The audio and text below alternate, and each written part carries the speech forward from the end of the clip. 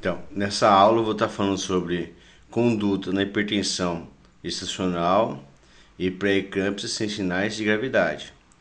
E a conduta na pré-eclâmpsia grave, eclâmpsia e síndrome de HELP. Ou seja, chegou uma mulher com aumentos pressóricos acima de 20 semanas de gestação. A primeira conduta é avaliar sinais e sintomas de gravidade. Conseguiu fechar o diagnóstico, que é uma pré-eclâmpsia, sem sinais de gravidade, a gente consegue fazer um tratamento ambulatorial. Agora, se tiver sintomas de gravidade, a gente vai ter que internar essa gestante e o tratamento vai ser todo hospitalar. Muitas vezes, para a gente conseguir fazer esse diagnóstico, diferenciar pré-eclâmpsia grave com pré-eclâmpsia sem sinais de gravidade, a gente vai ter que internar essa paciente para a gente fazer essa investigação com exames laboratoriais. Tipo assim, vamos supor, conseguiu fazer a investigação com exames laboratoriais, notou que é uma pré-eclâmpsia sem sinal de gravidade.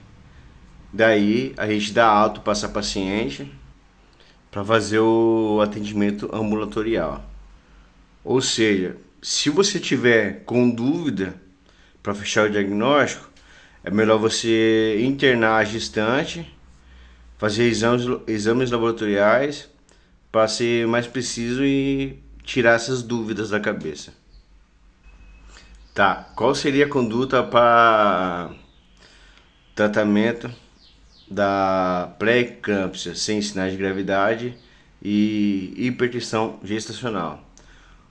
As condutas seriam medidas gerais, tratamento medicamentoso e também a conduta obstétrica. Tá, o que entra nas medidas gerais? As medidas gerais entram essa gestante tem que passar por um pré-natal de alto risco. Por quê? Passar por um pré-natal de alto risco? Que a pré-eclâmpsia sem sinais de gravidade pode virar uma pré-eclâmpsia com sinais de gravidade. E a hipertensão gestacional também pode virar uma pré-eclâmpsia com sinais de gravidade. Ou seja, tem que passar por um pré-natal de alto risco e fazer o controle semanal. E também, outra coisa, tem que fazer o controle da pressão arterial de forma diária. A dieta não, você não precisa fazer restrição de sal, porque pré-eclâmpsia e hipertensão gestacional, o sal não altera, ou seja, você não precisa fazer restrição de sal, pode ser uma dieta normal. Atividade física, no caso, a atividade física, a gestante que está com pré-eclâmpsia ou hipertensão gestacional, ela vai ter que diminuir, reduzir a atividade física, porque a atividade física pode sim aumentar os níveis pressóricos. Relacionado aos exames laboratoriais, tem que fazer a proteína de fita semanal, que é o exame para avaliar a gravidade e a vitalidade fetal. A vitalidade fetal, você vai fazer um Doppler de 2 a 4 semanas para estar acompanhando a vitalidade fetal. Tá. Os exames para avaliar a gravidade, quais que tem que fazer? Hemograma, creatinina, TGO, DHL, bilirrubina, aptoglobina. E também tem os marcadores, que tem o PLGF e a relação de SF-LT com PLGF. Outra, esses marcadores ainda não são uma realidade no Brasil, mas em outros lugares sim. Tá, agora o tratamento medicamentoso. O antihipertensivo de escolha seria a metildopa. E qual que seria o nosso alvo? O nosso alvo é a pressão arterial diastólica 85 milímetros de mercúrio. Tá, quais são os antihipertensivos permitidos e os antihipertensivos proibidos? Tá, os permitidos é o alfa-2 agonistas, que seria a metildopa, clorindina e a prazosina. Os beta-bloqueadores adrenérgicos, no caso o metoprolol, pindolol, é permitido. Agora o atenolol é proibido. Os bloqueadores de canal de cálcio, a nifedipina e a olanzapina, são permitidos. Agora os antihipertensivos proibidos, que não pode utilizar, os IECAs, no caso o captopril, enalapril, os antagonistas receptores de angiotensina 2, no caso o losartana, os inibidores diretos da renina, o alisquiren. Agora, relacionado aos diuréticos, é meio controverso. Não diz se é permitido, não diz se é proibido. É um pouco controverso, não tem nada afirmando ainda. Tá, agora como eu vou tratar a pré-eclâmpsia com sinais de gravidade? Aí entra também a síndrome de HELP e a eclâmpsia. Tá, quando a gente vai suspeitar de uma pré-eclâmpsia com sinais de gravidade, tá, a pressão arterial vai estar igual ou superior a 160 por 110, ou você vai ter uma suspeita de lesão de órgãos-alvos. O que você vai fazer? Você vai internar a paciente, fazer uma avaliação da PA, avaliar a vitalidade fetal, prescrever exames laboratoriais, estabilizar hemodinamicamente a paciente. Daí, através desses exames, você vai classificar se a paciente tem uma pré-eclâmpsia grave, uma iminência de eclâmpsia, uma eclâmpsia ou uma síndrome de HELP. Tá, independente do que seja pré-eclâmpsia grave, iminência de eclâmpsia ou síndrome de HELP, a gente vai fazer ou com prevenção com tratamento, um sulfato de magnésio. E também vamos fazer o controle da hipertensão arterial, ou com hidralazina ou com nifedipina. No caso, se utiliza mais a nifedipina. E o nifedipina não pode se utilizar ele sublingual. Só para relembrar aqui, o sulfato de magnésio ele é um anticonvulsivante e ele também é um neuroprotetor. Por isso que sim tem que utilizar o sulfato de magnésio. Tá, quais são as doses de sulfato de magnésio? Tem uma tabelinha com 3 esquemas. Tem um esquema de Pritchard, o Zuspam e Zuspam modificado. No caso, o Zuspam modificado é para pessoas mais obesas. Se utiliza ele.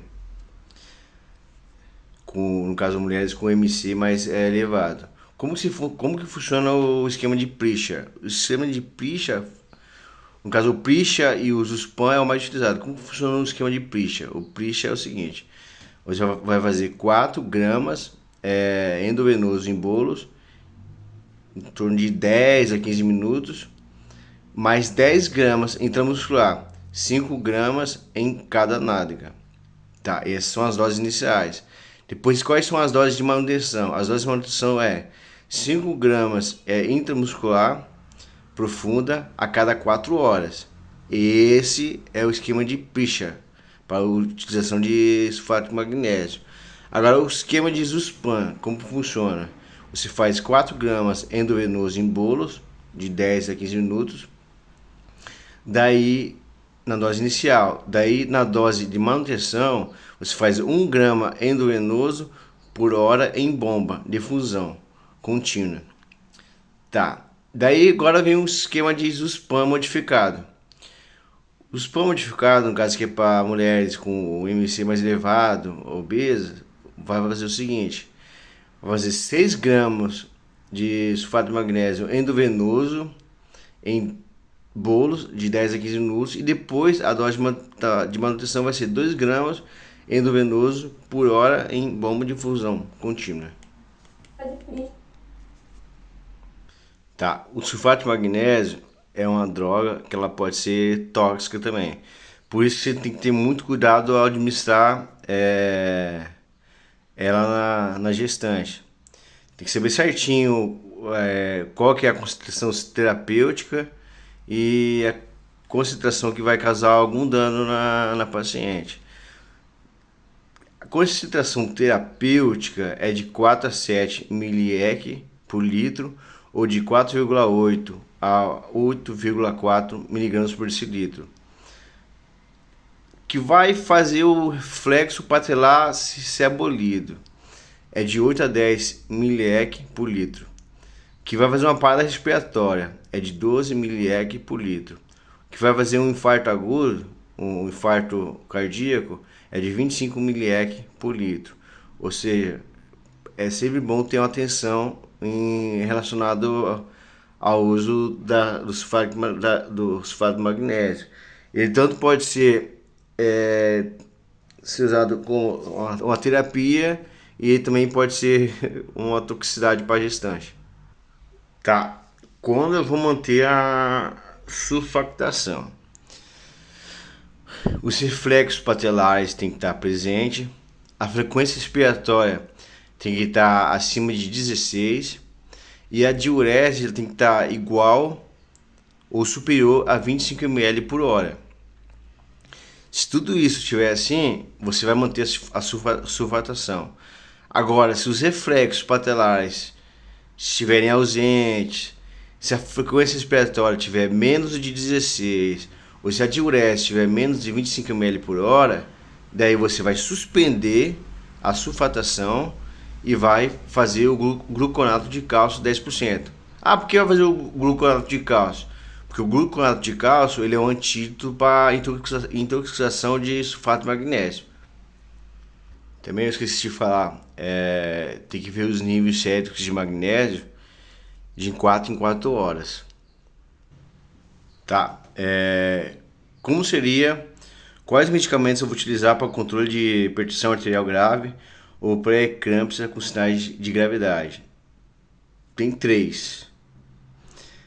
Tem a hidralazina, a nifedipina e o nitroprusiato de sódio, tá? A hidralazina se utilizava bastante, agora está utilizando mais a nifedipina. A hidralazina se utiliza 5 mg, repetir a cada 20 minutos até melhora. No caso da diluição, como faz a diluição? Você vai pegar uma ampola de 20 mg, diluir em 19 ml de água destilada para ter 1 mg por ml. É assim que se faz a hidralazina. Agora a nifedipina. A nifedipina, que nem eu falei aquela hora, não pode se utilizar ela sublingual e nem mastigar ela. A dosagem é 10 mg, repetir 20 mg a cada 20 minutos até melhora. Nitroprusiato de sódio. O nitroprusiato de sódio ele vai ser a última escolha de tratamento. A última opção para hipertensão grave refratária e primeira opção para edema agudo de pulmão. Como que é a dosagem? 0,5 a 10 microgramas quilogramas minutos em bomba de fusão contínua com proteção à luz, ou seja, o nitroprusiato de sódio, depois de você diluir ele, você tem que proteger ele à luz, né? Fotoproteger ele, senão ele perde a estabilidade dele. Como que é a diluição? Eu vou pegar uma ampola de 50 mg, 2 ml, diluir em 258 ml de soro glucosado 5% para ter 200 microgramas em ml. Assim que vai fazer o nitroprusiato de sódio. Tá, qual que vai ser a minha conduta referente à eclâmpsia? O que eu vou fazer primeiro? Eu vou conter a paciente para evitar traumas. Conter, que eu falo, não é segurar ela, né? É proteger o entorno dela para evitar que ela tenha traumas. Colocar ela em decúbito lateral para evitar ela broncoaspirar. Vou colocar um protetor de língua e fornecer oxigenoterapia e realizar monitorizações de sinais vitais. Daí, depois eu vou fazer as condutas adequadas a essa gestante. Primeiramente, eu tenho que resolver a questão da Tratar a convulsão dela como se fosse qualquer outra convulsão, proteger ela, oferecer oxigênio, essas coisas, para depois ter a conduta a se fazer ela, sulfato de magnésio, essas coisas. Daí depois que resolveu a questão da convulsão, eu vou internar a paciente, vou estabilizar ela hemodinamicamente, vou fazer sulfato de magnésio. Tá, o sulfato de magnésio eu tenho que manter ele por 24 horas após a resolução da agitação ou após a última crise convulsiva. Tá? Resumindo, eclâmpsia. Vou fazer tudo aquele para reduzir os riscos quando ela estiver convulsionando. Eu vou internar, vou estabilizar hemodinamicamente, vou fazer a sulfatação, que é o sulfato de magnésio.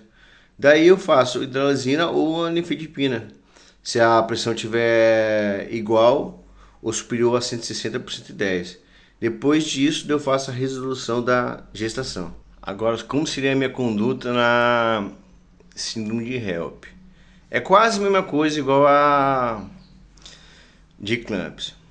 O que seria a síndrome de HELP? É hemólise, aumento das enzimas hepáticas e plaquetopenia. O que eu vou fazer? Eu vou internar e estabilizar a paciente hemodinamicamente. Vou fazer os exames laboratoriais, exames de vitalidade fetal. Vou fazer o sulfato de magnésio. Fazer hidralazina ou unifedipina se a pH estiver igual ou acima de 160 por 110.